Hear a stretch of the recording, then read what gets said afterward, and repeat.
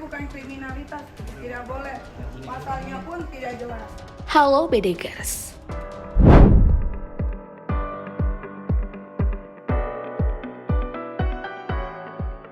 Dunia hiburan tanah air diwarnai kabar terbaru dari seorang selebriti sensasional, Nikita Mirzani. Nikita Mirzani ditangkap polisi ketika sedang berada di lobi mal di Senayan, Jakarta Pusat, Kamis 21 Juli 2022. Penangkapan ini berkaitan dengan kasus pencemaran nama baik yang dilaporkan oleh Dito Mahendra.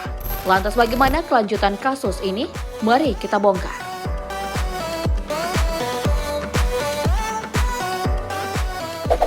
Nikita Mirzani lahir tanggal 17 Maret 1986. Ia mengawali karirnya di dunia hiburan sebagai seorang model. Setelah namanya mulai tenar, Nikita pun mulai merambah ke dunia akting sebagai figuran di sebuah film yang berjudul Lihat Boleh, Pegang Jangan. Selebriti yang pernah menjadi peserta acara pencarian jodoh Take Me Out Indonesia ini mendapatkan peran utama di film Nenek Gayung pada tahun 2012. Dalam film bergenre horor ini, Nikita berperan sebagai jelmaan nenek gayung dengan tubuh yang seksi. Berlanjut pada tahun-tahun berikutnya, tawaran akting untuk Nikita Mirzani terus berdatangan. Ia telah membintangi berbagai judul film seperti Pacarku Kuntilanak Kembar pada 2012, Tali Pocong Perawan 2 tahun yang sama, Popun Roxy dan Pantai Selatan pada tahun 2013. Beberapa tahun terakhir, Nikita Mirzani aktif sebagai selebgram, pengusaha kosmetik, dan klub, hingga konten kreator di YouTube.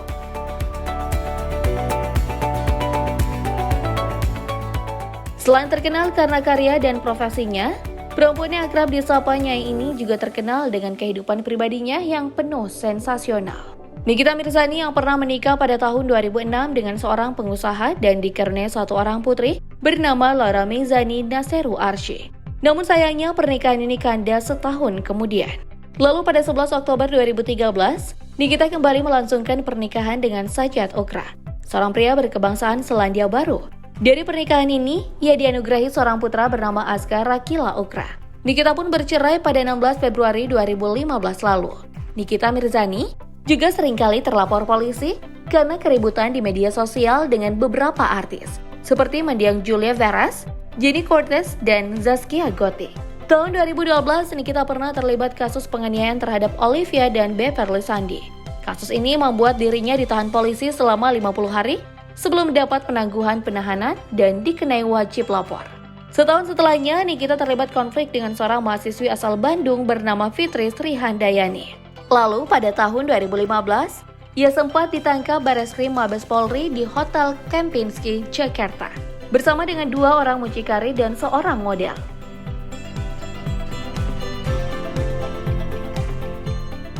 Baru-baru ini, Nikita Mirzani diketahui terlibat kasus pencemaran nama baik terhadap Dito Mahendra. Kasus ini berawal dari unggahan Nikita Mirzani di akun media sosial pribadinya.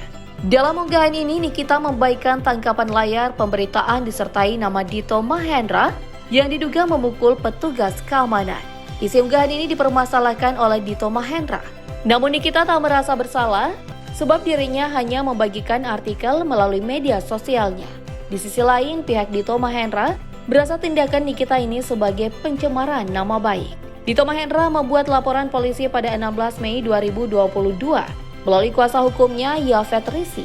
Hal yang mendasari laporan ini adalah unggahan Nikita yang menuduh bahwa Dito banyak ngomong, penipu, dan pemberi harapan palsu. Isi dari unggahan Nikita ini pun menjadi barang bukti penyidik Satreskrim Polresta Serang Kota. Lalu pada 15 Juni 2022, Nikita didatangi pihak Polresta Serang pukul 3 dini hari waktu Indonesia Barat. Nikita dijemput secara paksa setelah 2 kali mangkir. Waktu itu Nikita bahkan membuat siaran langsung di akun Instagramnya terkait kediamannya yang dikepung oleh polisi. Dengan mempertimbangkan situasi yang ada, polisi akhirnya memilih pergi tanpa membawa serta Nikita Mirzani. Ia pun mendatangi Polresta Serang keesokan harinya.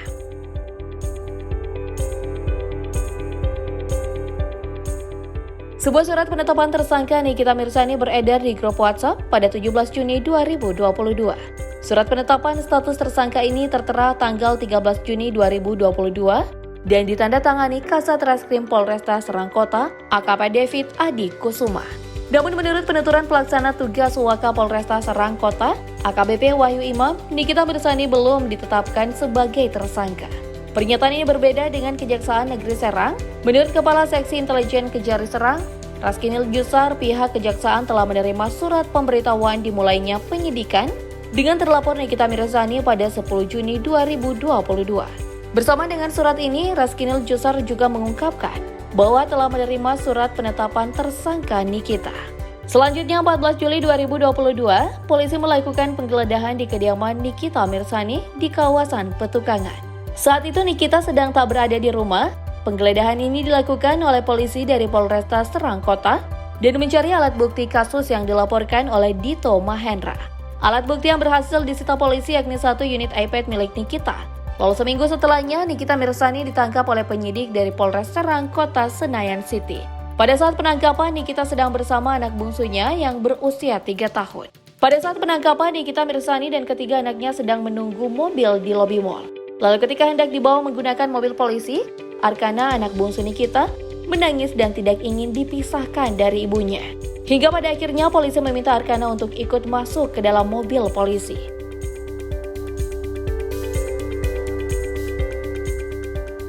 Usai ditangkap di mal, Nikita Mirzani dibawa ke Polresta Serang guna menjalani pemeriksaan. Pemeriksaan ini berlangsung cukup panjang, yakni lebih dari 24 jam.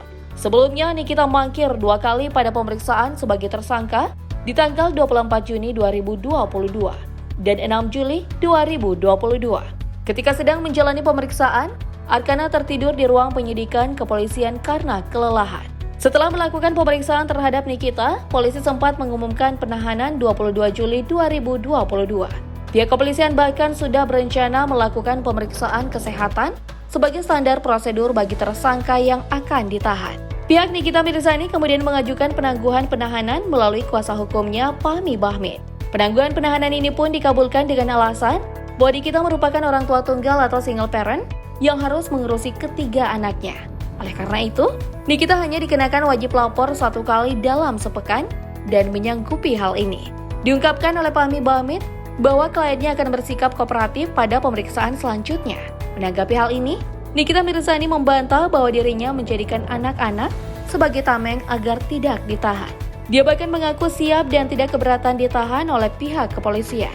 Aksi penangkapan paksa Nikita Mirzani oleh kepolisian ini cukup menarik perhatian publik dan menimbulkan berbagai opini. Salah satunya berasal dari pihak Sunan Kalijaga yang menyayangkan aksi penjemputan yang dilakukan di tempat umum. Terlebih penangkapan paksa ini dilakukan di hadapan anak-anak Nikita. Menurut Sunan, seharusnya pihak kepolisian bisa menggunakan cara yang lebih sopan. Kalau menurut kamu bagaimana, Vidikers?